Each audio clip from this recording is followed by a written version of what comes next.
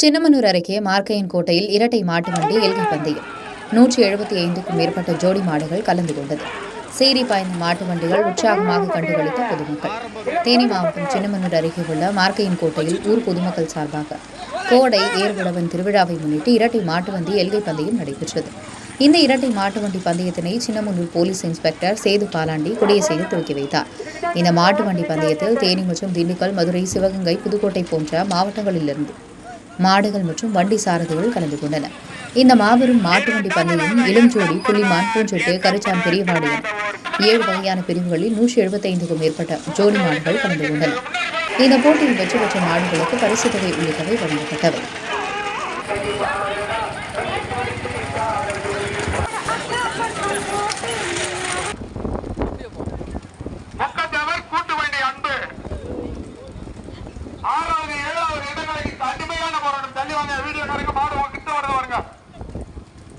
துரைசாமி நினைவாக டீ கடை சுரேந்தர் மூன்றாவதாக,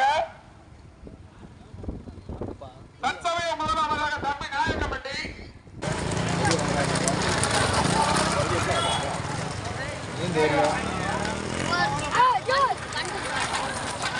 கொடி எடுத்துக்கணுமா?